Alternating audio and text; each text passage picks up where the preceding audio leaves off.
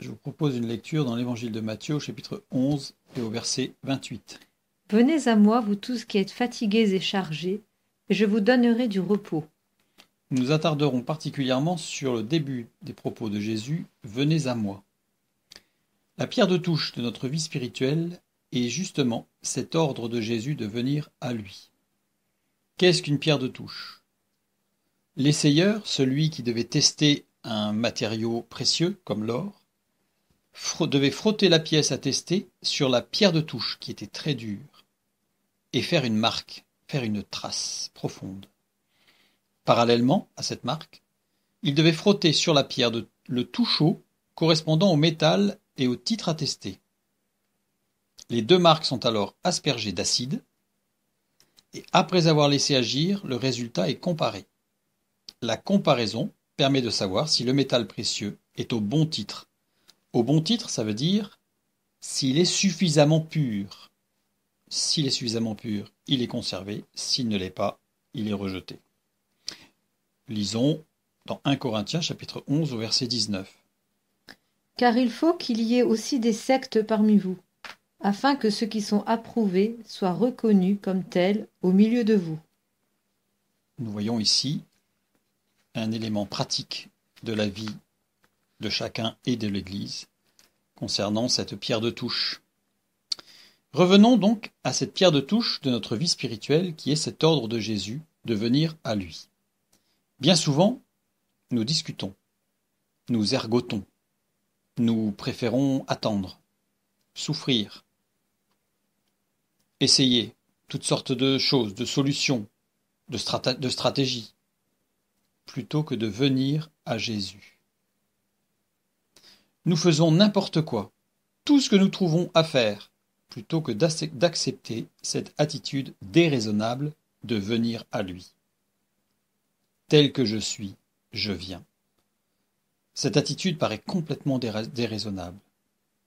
Trop souvent, nous acceptons enfin de venir à lui lorsque nous sommes au bout du rouleau. Pourquoi? Parce que nous avons tout essayé avant? Ou parce que nous sommes épuisés à force d'essayer différentes solutions que nous avons échafaudées?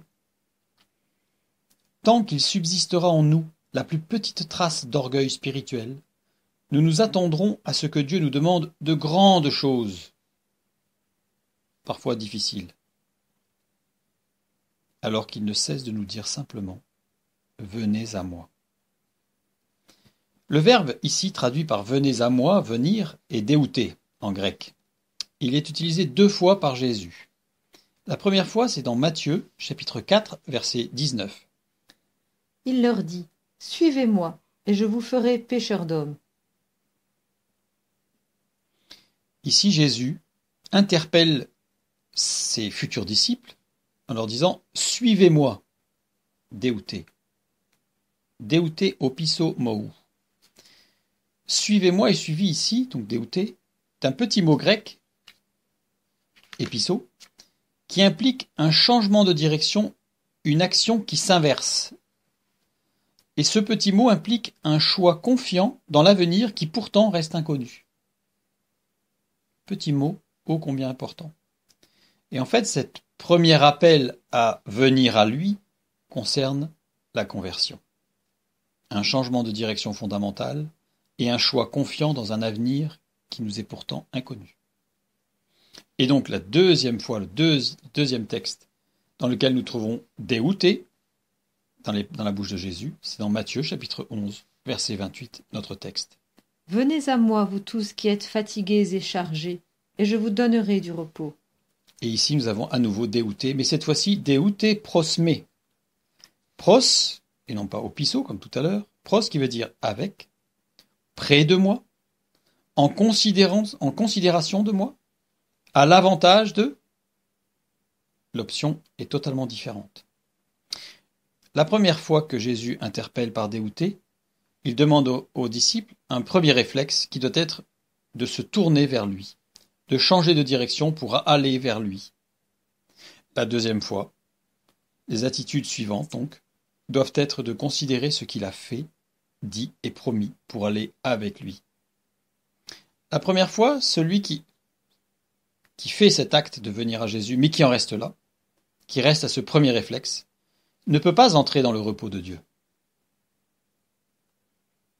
Il a fait la paix avec Dieu, mais il n'a pas la paix de Dieu. Celui qui va venir à lui dans une attitude récurrente, régulière, qui va marcher près de lui, avec lui, en considération de tout ce que Jésus a fait pour lui, celui-là, qui suit de près, devient un disciple de Jésus-Christ, et donc un cohéritier avec Christ. En tant que cohéritier, il a fait la paix avec Dieu, et il reçoit la paix de Dieu. Venez à moi, vous tous qui êtes fatigués et chargés, et je vous donnerai du repos.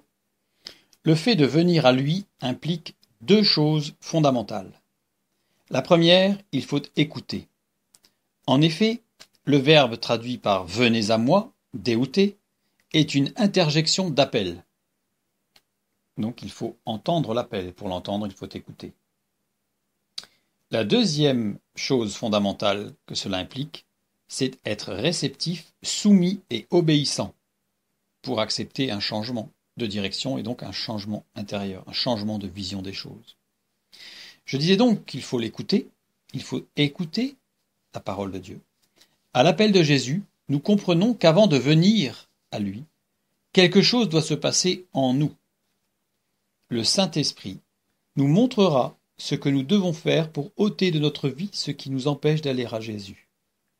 Mais pour que le Saint-Esprit nous le montre à nouveau, il faut entendre ce que le Saint-Esprit nous dit au travers de sa parole. Donc il faut être à l'écoute. Et pour accepter qu'il change notre vie, il faut être réceptif et soumis.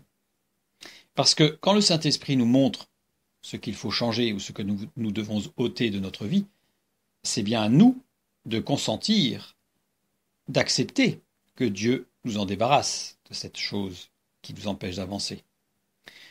Sans quoi, nous ne pourrons avancer ni progresser. Combien de fois nous sommes-nous rapprochés de Dieu pour présenter nos requêtes et sommes-nous repartis convaincus que nous avions fait tout ce qu'il fallait? Et cependant, nous sommes repartis les mains vides. Pourtant, Dieu était là, c'est sûr. Pourtant, les mains de Dieu sont toujours tendues, les bras ouverts. Oui, ses mains sont toujours tendues vers nous, c'est vrai. Mais plus pour nous recevoir que pour nous donner.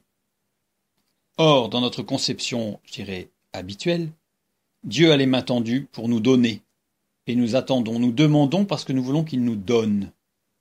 Alors que ses mains nous sont tendues parce qu'il nous interpelle en nous disant « Viens à moi ». Comme un père qui appelle son enfant à venir se blottir dans ses bras. « Viens à moi ». Venez à moi, vous tous qui êtes fatigués et chargés, et je vous donnerai du repos. Et je vous donnerai du repos. Le verbe donner ici, anapao, signifie deux choses importantes. Rester tranquille dans une attitude calme et patiente. Permettre à quelqu'un de reprendre des forces. C'est-à-dire que le repos que Dieu nous donne, ce n'est pas quelque chose qui nous tombe dessus, ou que nous recevons, nous ne savons pas trop d'où. C'est que Dieu nous permet d'y voir clair, va nous permettre de reprendre les forces nécessaires pour continuer la marche et à affronter les difficultés dans le calme et la sérénité. Comme nous l'avons vu tout à l'heure, nous ne connaissons pas l'avenir, mais nous sommes confiants en l'avenir, parce que c'est notre Père céleste qui nous a dit « Viens à moi », et c'est lui qui conduira nos pas. Venez à moi, vous tous qui êtes fatigués et chargés, et je vous permettrai d'être tranquille, serein, de reprendre des forces, et alors vous continuerez avec moi, près de moi, en considération de tout ce que j'ai fait pour toi, pour vous, car celui qui vient à moi n'aura aucune crainte.